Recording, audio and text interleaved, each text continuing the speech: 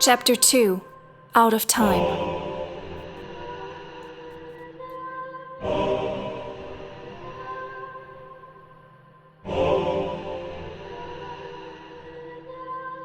You watch with your heart in your throat as the bedroom door creaks open. Huh? To reveal a young woman dressed in the fashions of a bygone era, her dark eyes fixed on you. Don't be afraid, Laurie. I don't mean you any harm. Who are you? My name is Eleanor Waverly. Welcome to Braidwood Manor. You're Eleanor Waverly? As in that Eleanor Waverly? I'm afraid so. You must have at least 100 questions right now. Yeah, you could say that. And I'll do my best to answer them, but I must ask that you be patient with me. There's still so much I don't understand about this place, this existence. Tell me, where am I? Braidwood Manor, of course. Okay then, when am I?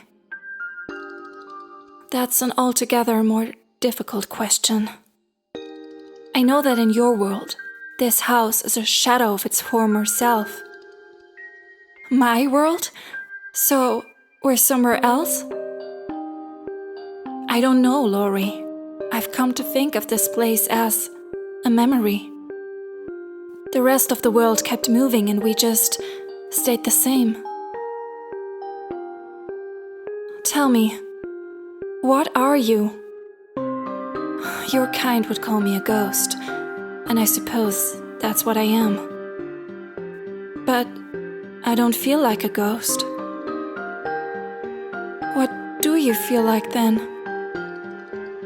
I feel the same as I did in life, except it feels like something's missing, or like I've taken a wrong turn.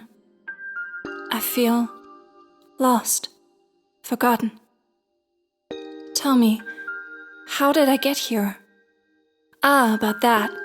It seems my little brother Simon gave you a scare, and you fell and bumped your head. I carried you upstairs and put you to bed. I hope you don't mind. Not at all, I guess. You carried me? Yes, I just said that. Are you feeling alright? Yeah, I think so. I just didn't expect that, I guess. I'm not as fragile as I look, Laurie. Now it's my turn to ask you a few questions. Okay. To start with, why are you here? I'm here because I want to learn more about life after death. I need to learn everything I can about ghosts. So, you're not afraid to be here? You wanted to meet me? Well, I won't pretend that this isn't a bit unusual. But yes, I wanted to come here. I wanted to meet you and your siblings. Why, might I ask? You look out across the grounds of Braidwood Manor and suppress a shiver. It's complicated.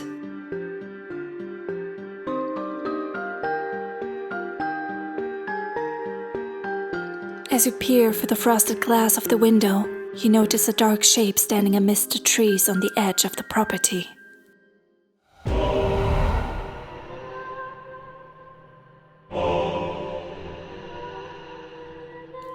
Jonathan! Your brother's ghost melts into the trees, leaving you looking out at a bare expanse of white snow. Eleanor moves to stand beside you, and she lays a hand on your shoulder. I think I understand. You were haunted before you ever set foot in this place. Eleanor, this is why I need to learn more about you, about your world. Otherwise, I'd never be able to help my brother. Just let me stay here, please. I promise I won't cause you any trouble. A frown creases Eleanor's eyebrows, and then she smiles slightly. Come with me. Where are we going? I'm giving you the grand tour, of course. After all, if you're to stay here, you may as well get to know the house. You hurry to keep up with Eleanor as she strides out into the hall. So, you're letting me stay? Of course. We never get any visitors anymore, and it would be nice to have company. You follow Eleanor out onto the second-floor landing of the grand foyer, gasping at the sight of the familiar room, restored to its former glory. Oh my God, it's so beautiful. What was it like growing up here? I didn't grow up here. Well, not entirely. We left England when I was 15. That must have been hard. I certainly threw more than my fair share of tantrums, but I came to like it here, in my own way. Still, I would have liked to see England again before. Eleanor trails off, turning away from you to continue down the staircase. Well, let's not talk about that. I'm sorry. Don't be. It's not your fault. Just then, you hear a sudden crash from somewhere downstairs. What was that? Eleanor looks pained for a moment, then her expression resolves into a tired smile. Nothing you need to worry about. Okay, if you say so. When can I meet the rest of the family? Very soon, but there's something you should know. What's that? Unlike myself, my siblings aren't aware that they're what? Dead. What? But why haven't you told them? How can you ask such a thing? What do you mean? I'm sorry, I shouldn't be cross with you. You can't possibly imagine what it's like to live with the knowledge that you're not really living at all. Trust me, Laurie. Ignorance is bliss. I wouldn't dream of taking that away from my siblings. But how come you know? I'd rather not say. I'm sorry, Laurie. It's just too painful. You're welcome to stay, but don't say anything to the children that would upset them. Don't talk about where you're from or what the world is like beyond these walls. Just let the children be children, Laurie. That's all I ask. All right, Eleanor. I won't say anything, I promise. We need an explanation for who you are and why you're here. I know. I introduced you as the new governess. Do you have any experience as such? I did some babysitting in high school. Perfect. It won't be difficult, you'll see. Simon's the only one who really needs watching. Clarissa and Thomas are old enough to look after themselves. Those are your other siblings? Yes, they're 14 and 12 respectively. Simon's only 8. They're all waiting in the parlor if you're ready to meet them. Although, it would be better if you wore something else.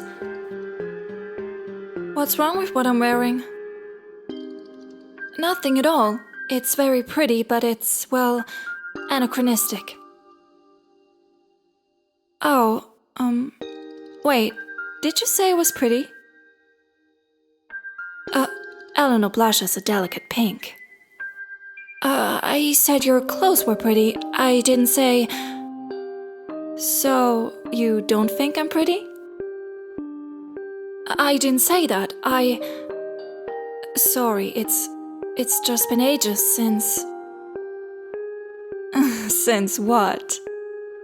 A small smile tugs at the corner of Eleanor's lips as she realizes you're making fun of her. Never mind. Let's just find you something more suitable. You follow Eleanor back upstairs to another bedroom. She goes to the wardrobe and starts searching for dresses. I should have a dress you can wear. We're about the same size after all. She pulls out a dark purple gown with an elegant white collar and holds it up to you. This ought to fit you nicely. I'll give you some privacy while you try it on.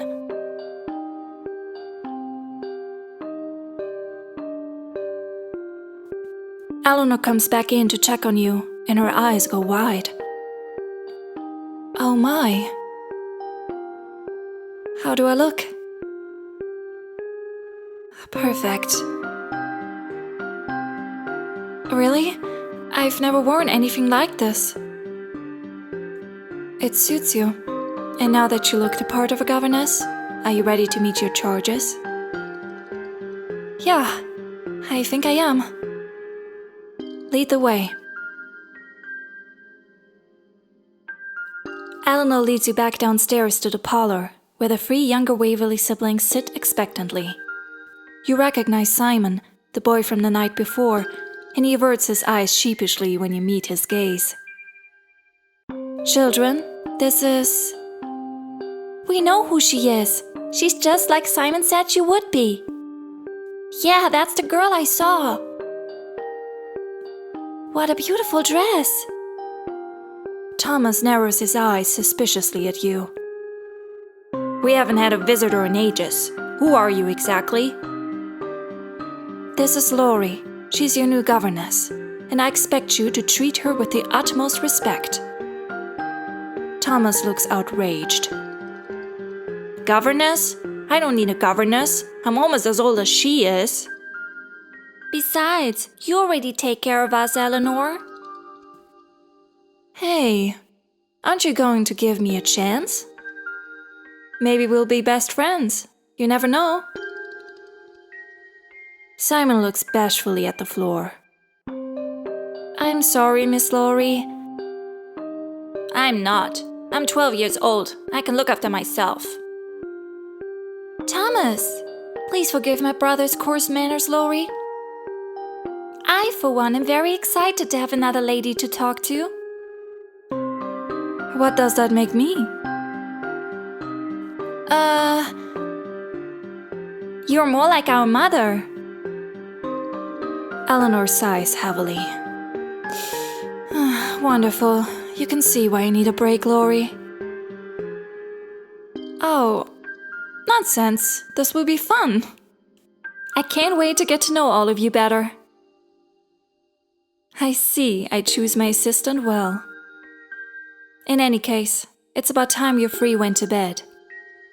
Aw, Eleanor, can't we stay up just a little longer?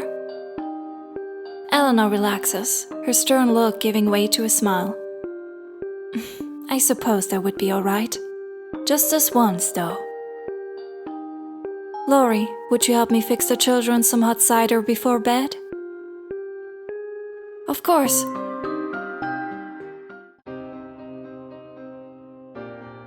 A short while later, you and Eleanor bring cups of hot cider out for the children. Yay, thank you, Miss Laurie. Just Laurie is fine, Simon. You hand a cup of cider to Thomas. Thank you. Was that a thank you I heard out of you, Thomas? What a rare treat. Eleanor, why do we never have cocoa in the evenings anymore like we used to? Eleanor turns her face away, her eyes suddenly sad. It's just been harder to get these days. Oh, that's too bad. I used to love when Mother and Father would let us stay up late and... Yes, well, let's not talk about them, shall we? Okay. Sorry, Eleanor. That's quite all right. Laurie, I can put the children to bed if you'd like to get some rest. I know you've had an eventful day. Sure, okay. Should I stay in the same room upstairs? Of course. I'll help you find your way back. Eleanor leads you out of the parlor and back into the foyer, her voice dropping to a whisper. There's one more thing I should tell you about Braidwood Manor. What's that? Whatever you think you hear, never leave your room after dark. Do you understand? What happens if I do? Eleanor gives you a calculating look, her brow furrowed. You don't want to find out, believe me. Okay. Good night, Laurie. Good night.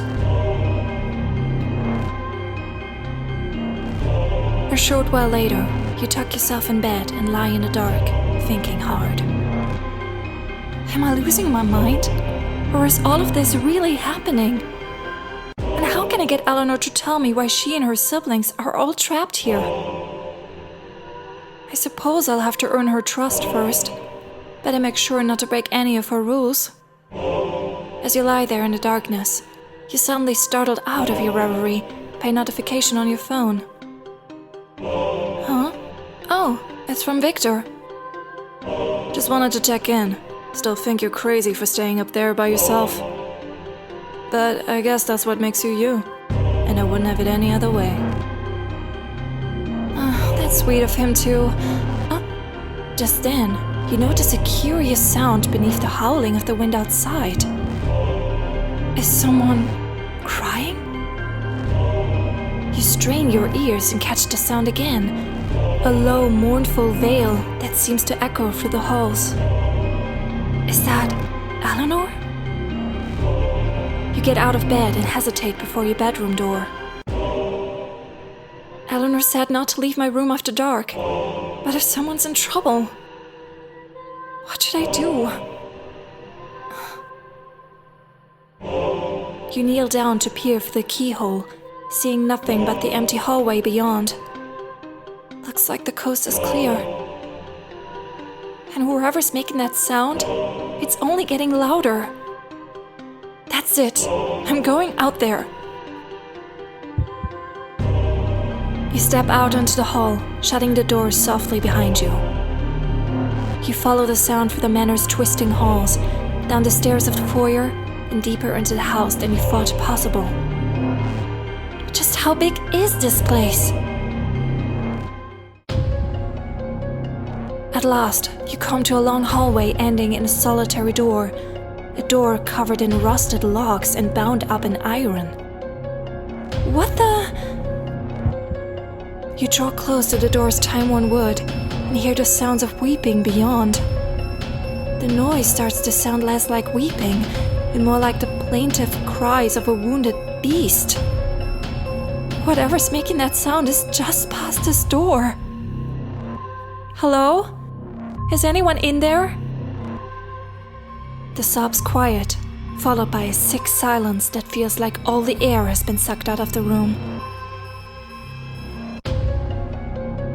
The door suddenly starts shaking. Fire explodes from around the door frame. Oh no! You jump back, fingers sliver up your arm and yank down on your wrist.